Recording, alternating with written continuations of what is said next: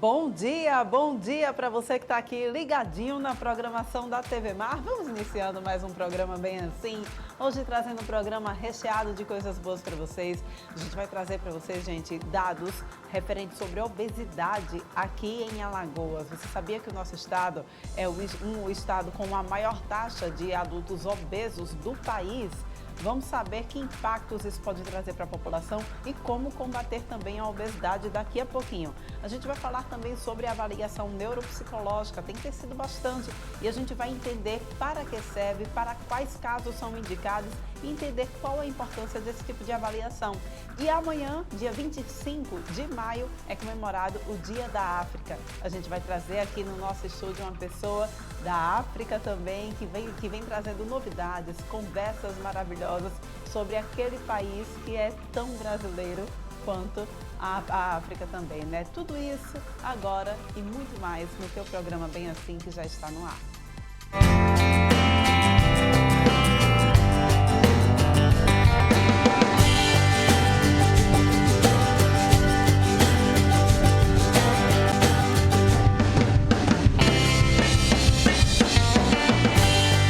Oral Unique.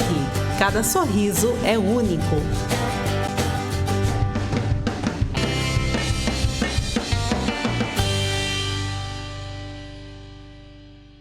Passando para vocês aqui, claro, iniciando o nosso programa, passando para vocês todas as formas que vocês têm aí de acompanhar o nosso programa, tá bom? Baixe o aplicativo da TV Mar no teu celular e aí você pode acompanhar a nossa programação da palma da tua mão. Pode acompanhar aqui também pelo canal 525 da NED, mas também pelo portal Gazeta Web. É só acessar lá www.gazetaweb.com. Você acompanha toda a nossa programação ao vivo e aproveita também para se manter muito bem informado no maior e melhor portal aqui do nosso estado. A gente também está presente nas redes sociais e vocês podem então dar uma moral para a gente lá. Segue a gente no Instagram, no Facebook e acompanha também o nosso canal do YouTube, tá, gente? E aí não tem desculpa de dizer, não consegui assistir o programa Bem Assim de hoje. É só assistir lá no nosso canal do YouTube, porque aí você pode assistir no horário e no lugar que ficar melhor conveniente para você. Vamos iniciando a nossa conversa agora. Olha, a avaliação neuropsicológica é um exame que tem como objetivo investigar os aspectos cognitivos, emocionais e comportamentais do paciente. Mas você sabe quando a avaliação neuropsicológica é necessária?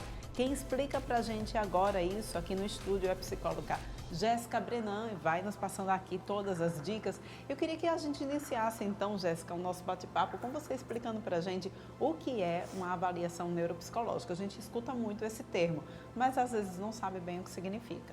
Isso mesmo. Bom dia a todos, né?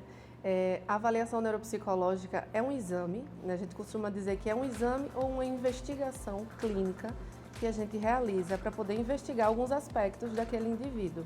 Eu falo indivíduo porque a gente pode passar desde a infância até os idosos, né? A avaliação com idosos. Então, eu falo indivíduo por isso. E a gente vai fazer essa investigação com um foco específico. Eu preciso investigar melhor aspectos cognitivos, emocionais, aspectos comportamentais, realmente identificar como é que aquele sujeito ali, ele funciona, que panorama é esse que eu posso levantar, para aí sim eu poder direcionar algumas ações, né, e algumas intervenções. Você mencionou aí, né, desde crianças a idosos. Quando a gente fala em avaliação neuropsicológica, aspectos cognitivos, geralmente a gente se remete diretamente à criança. Mas é um tipo de avaliação que ela pode ser feita também em adultos e idosos? Sim, pode sim. Inclusive, né, recentemente, né, tem aumentado o número de necessidades, digamos assim, de avaliações e existe sim também essa demanda para adultos e idosos. Atualmente estou na parte clínica com crianças e adolescentes, mas existem outros profissionais, sim, que fazem essas avaliações. Vamos então explicar aqui para quem nos assiste quem deve fazer esse tipo de avaliação. Existe uma indicação para a avaliação? Sim, né? Existe necessariamente uma indicação, que é quando você percebe alguma alteração, né? Algum indicativo ali de que algo precisa ser melhor compreendido. Existe também uma necessidade, né, às vezes por trás, que a gente diz assim, eu preciso me conhecer um pouco melhor, às vezes eu estou num processo de terapia e percebo algum déficit, né, alguma dificuldade, e também eu posso fazer. Então, não necessariamente precisa ser com aquele sintoma quando está muito exacerbado, ou então quando eu estou há muito tempo passando por dificuldades. Mas às vezes também quando eu preciso me conhecer um pouco mais, ou até mesmo querer compreender a minha dinâmica de funcionamento. Jéssica, na cerebral, prática, né? vamos dar aqui, para quem nos assiste, exemplos de quais sintomas são esses, por exemplo, em crianças. O que é que a gente deve observar? Eita, tem alguma coisa errada? De repente, uma avaliação neuropsicológica para essa criança, para o meu filho, o meu sobrinho, enfim, deva ser uma boa saída. Normalmente, eu vou falar da prática clínica, né? Quais sintomas os pais e responsáveis chegam para a gente? Normalmente, alguma dificuldade de aprendizagem, normalmente algum atraso de linguagem, né? Olha, não está falando, deveria ter falado, ó, não está desenvolvendo tanto quanto deveria para poder atingir as expectativas escolares. E aí a gente vê esses indicativos e os pais normalmente chegam lá para a gente fazer essa avaliação.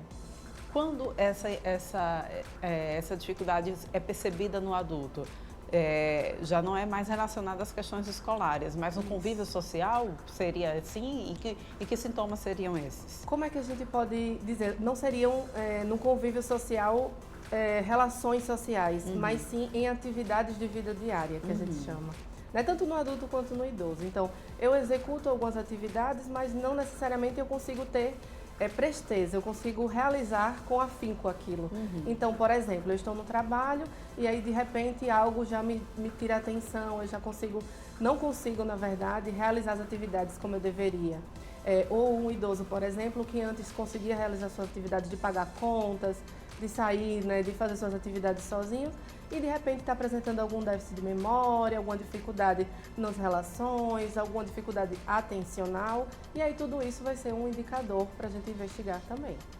E aí, feita então essa investigação, quais são os problemas que essa avaliação neuropsicológica consegue identificar?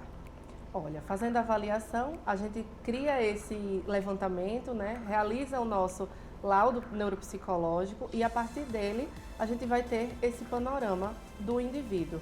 Frente a isso, a gente vai levantar, por exemplo, aspectos cognitivos, emocionais e comportamentais. Nos cognitivos, o que é que a gente pode ver? Essa questão do indicador da memória, da atenção, da inteligência, da linguagem e entre outros fatores.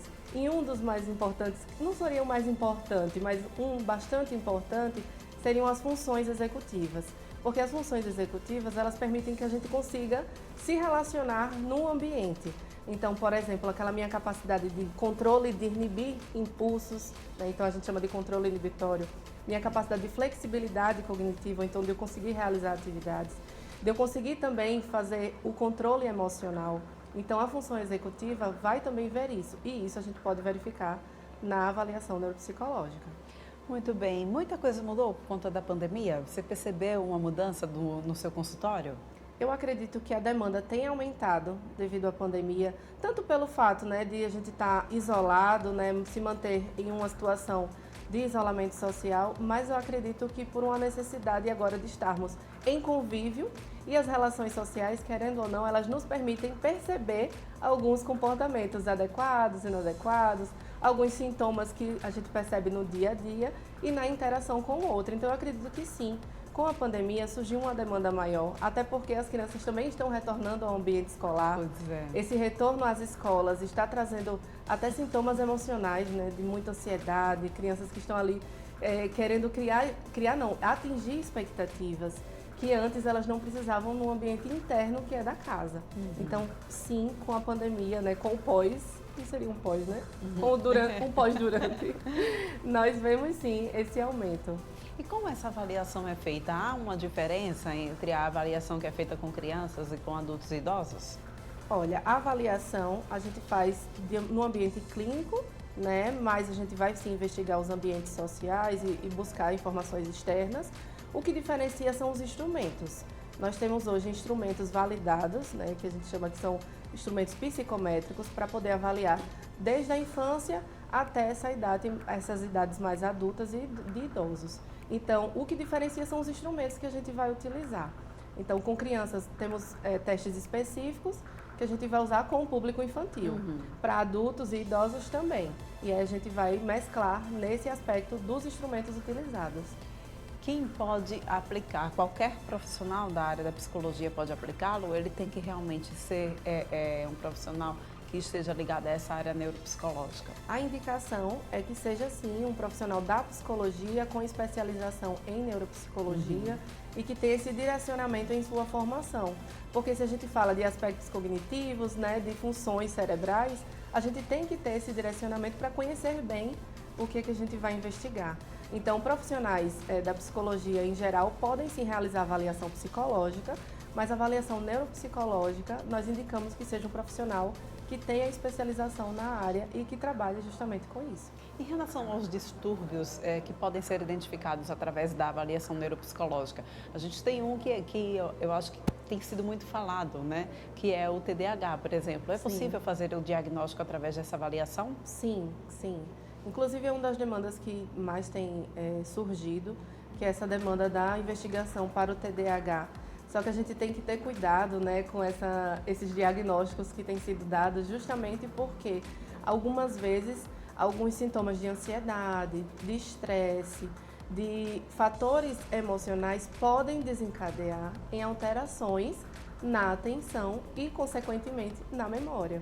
Então, nem toda pessoa que tem uma dificuldade atencional, ela é TDAH, né? Ela é uma pessoa com TDAH. Porque justamente a gente precisa investigar se não existe outro fator por trás que está desencadeando aquele déficit atencional. Como, por exemplo, até o sono, né? A gente não costuma falar muito sobre o sono. Pois é. Mas o sono, ele interfere diretamente na capacidade atencional. Então é bom fazer uma investigação minuciosa, realmente buscar um profissional qualificado para poder investigar e verificar se definitivamente é um caso de TDAH ou não.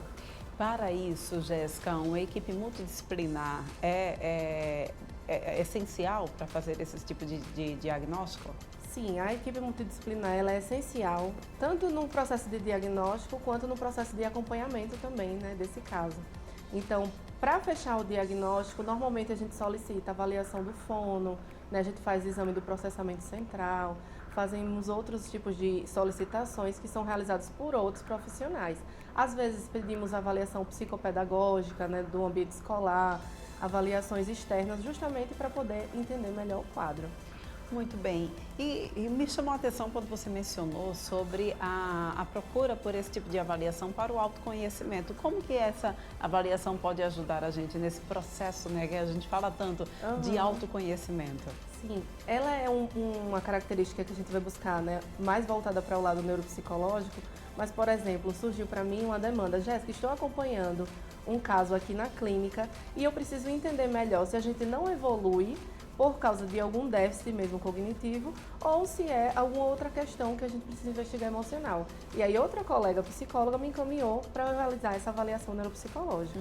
Então eu contribuí desta forma, né? Eu vou verificar, né, que panorama, como eu já disse, né, que características neurocognitivas aquele indivíduo tem e a partir dali eu vou direcionar.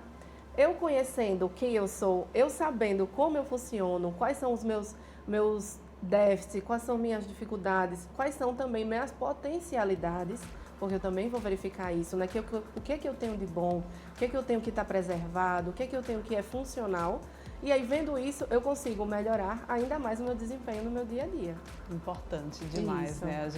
A gente precisa, eu acho que inclusive com a pandemia, a gente começa a dar mais valor às questões neuropsicológicas, às questões de comportamento, do cuidar de si também, do autocuidado, né? Sim, acho claro. importante a gente também frisar isso, quanto que é importante a gente se conhecer. Obrigada, muito obrigada pela tua participação aqui, Jéssica. A gente volta a se contar em outra oportunidade. Tá, joia, bom? Obrigada. A gente vai agora para um rápido intervalo, mas não sai daí, porque no próximo bloco a gente vai bater um papo sobre sedentarismo. Pois é, Alagoas é o estado do Brasil com mais adultos sedentários. A gente vai entender o impacto disso daqui a pouquinho. Não sai daí.